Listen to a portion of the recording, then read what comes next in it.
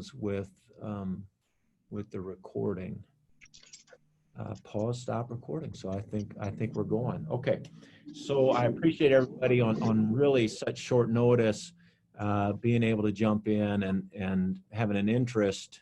It's not surprising that we have an interest, but I wasn't sure about how fast people would be checking their emails this afternoon.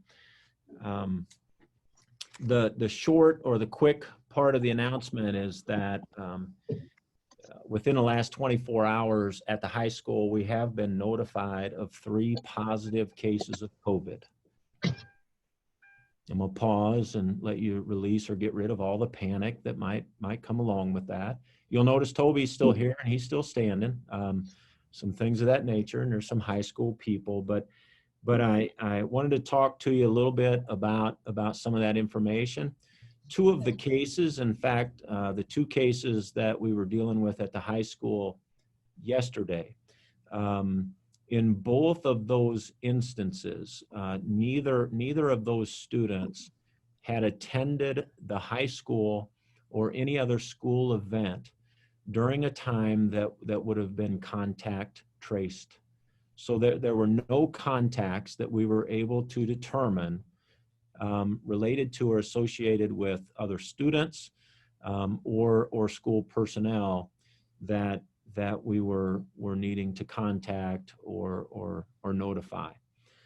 Today, we were notified of a case, and we did go through the contact tracing piece of that particular process. And really, I wanted to share with you not only that information, but also just a little bit of what that process is and the steps that we go through when this happens. And you know, when we're notified, we're not always going to be notified by the health department.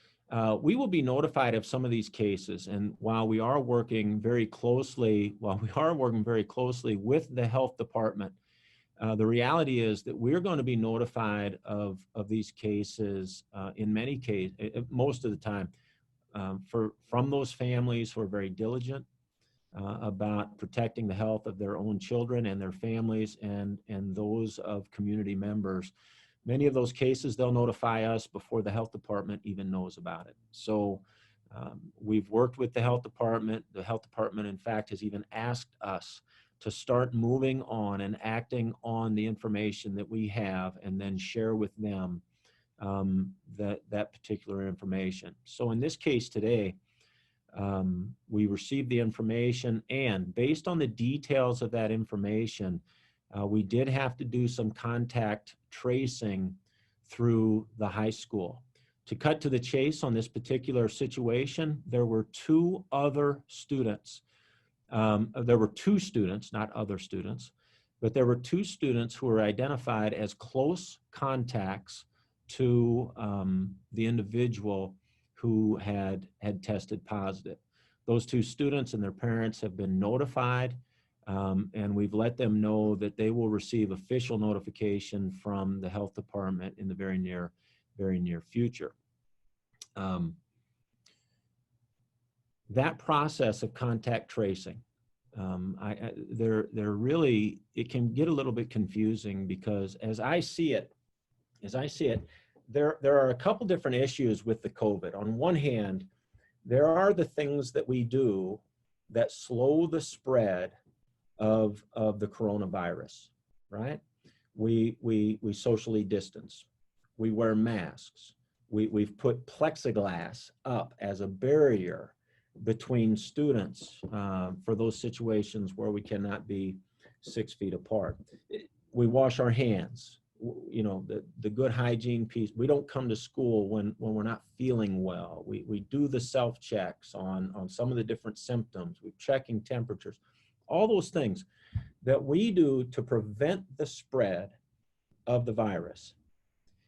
And then there's another situation, a second situation, which is identifying close contacts who will need to be quarantined. And the standards for being quarantined as a close contact are not exactly the same as the steps that we take to slow the spread of the coronavirus.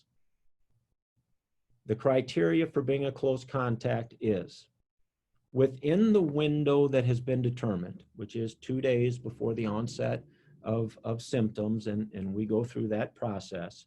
But the criteria is for anyone who has been within 6 feet for more than 10 minutes with the person who tested positive.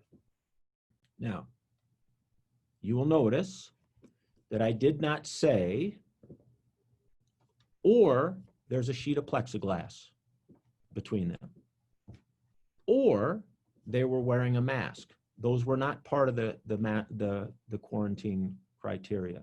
So when we go through this criteria, again, the question is within 6 feet for more than 10 minutes.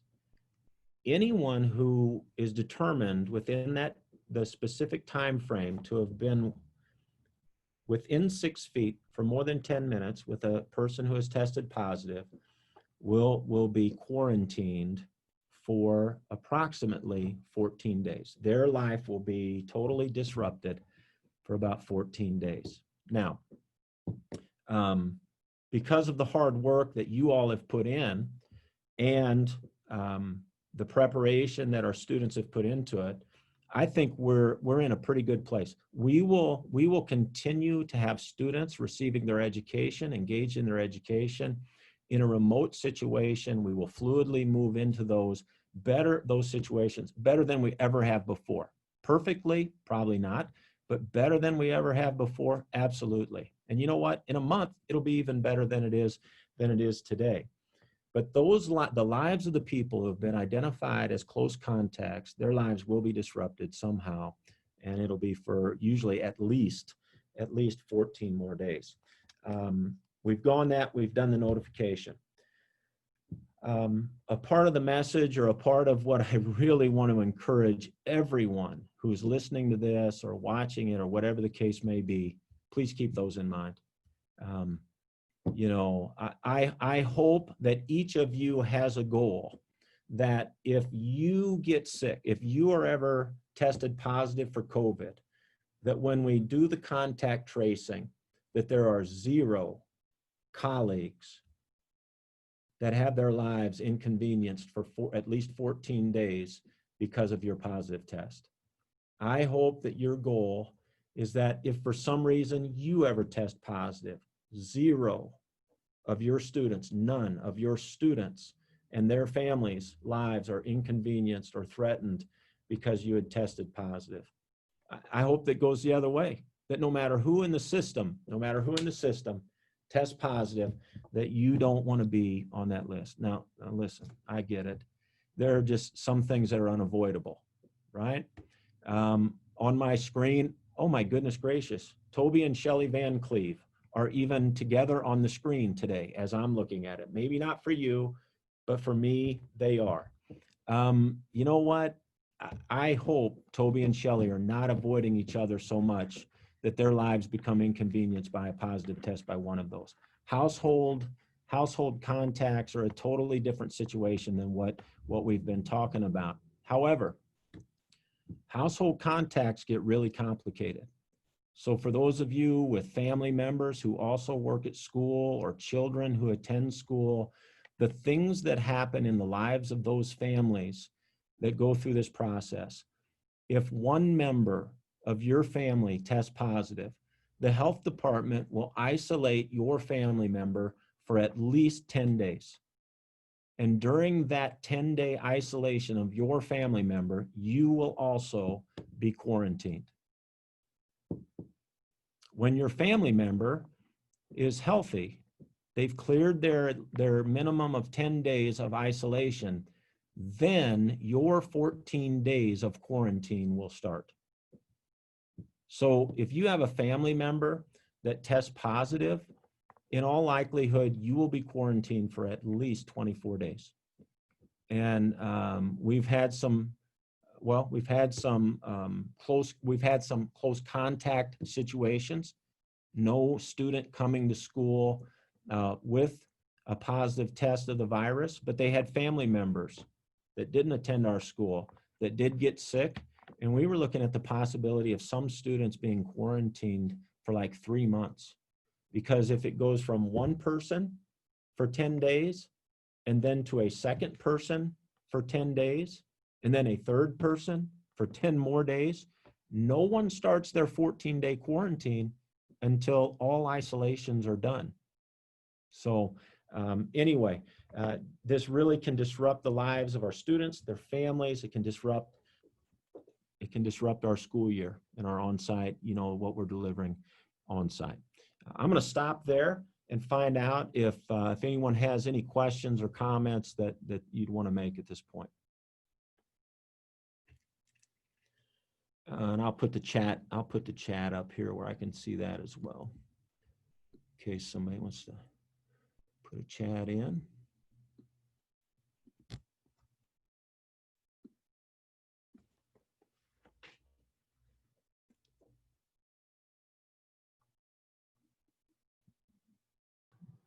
Well, it's a chatty group. Will we only be notified if that student was within 6 feet for more than 10 minutes? Or will we as their teacher be notified, hey, that kid in your classroom did test positive as their teacher that's in the room with them for over an hour? Or is it only if they're within that 6 feet for 10 minutes? No. I've had some instances at Riverton. I know it's a different school, but I had an actual student in my room test positive, but because my desk is further away from him, I'm not, next to him more than 10 minutes. I'm not in that quarantine thing, but I was at least notified that there was a kid in my room. Also recently had a volleyball player just test positive the other day. Again, she's in practice with me. We handle the balls. I wasn't quarantined, but I was at least notified. Right. Thank you, Paige. Yes, actually, teachers in your classroom, you'll be notified because you're actually part of our investigation team. One of the processes that Mr. Van Cleve went through today was going to the teachers directly and soliciting information from the teacher regarding the possibility of who might have been within 6 feet for 10 minutes with that particular student. So in that case, you will definitely know. We had a volleyball related situation that occurred. We were contacted by St. Paul that a member of the middle school volleyball team in St. Paul had received a positive test today for COVID, and we were notified of that. Per the investigation steps with the health department, it was determined that none of our students or coaches had spent more than 10 minutes within 6 feet of that other athlete, and additional safety precautions had been taken in terms of the equipment. So Paige, I hope that, I don't know who I just hung up on, but someone was trying to call me, I think. Paige, yeah, you'll know if they're in your class or in your activities, because we'll ask you to help us fill in the details. Okay, thank you. Yep.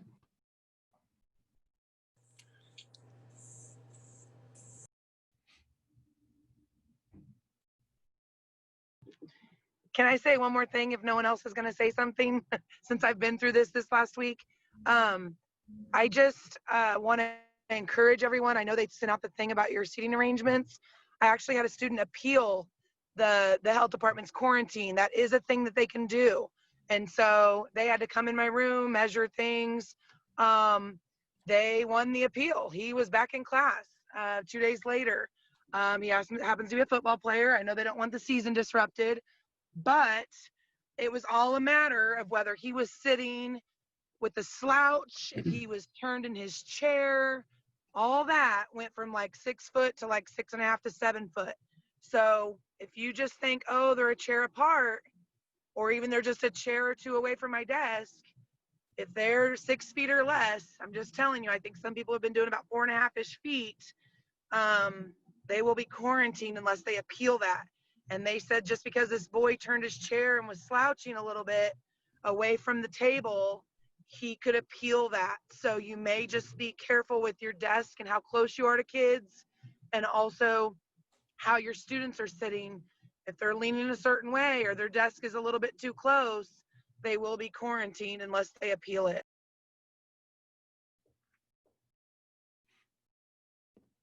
Thank you, Paige.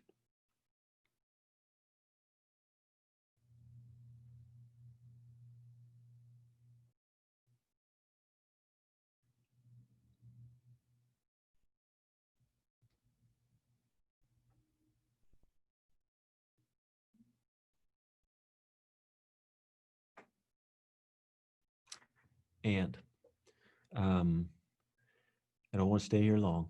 I don't want to keep you from your lives and the things that you're doing. Um, you have done amazing work. I mean, we have been on site, and we recognize that our on-site plan is not. I mean, we know we've got situations, and we talk about this quarantining and the likelihood that someone will get quarantined. Certainly exists when we have 100% of our students attending, and we want to do these efforts. We do want to encourage, do what we can, and to help avoid disruptions to, or some of those other major disruptions to how we deliver the instruction for our students. I would also note that because of, and I mentioned this before, because of the hard work that you've put in, I mean, our students, I mean, these students who are quickly moving into the quarantine, better than any time before, their education continues.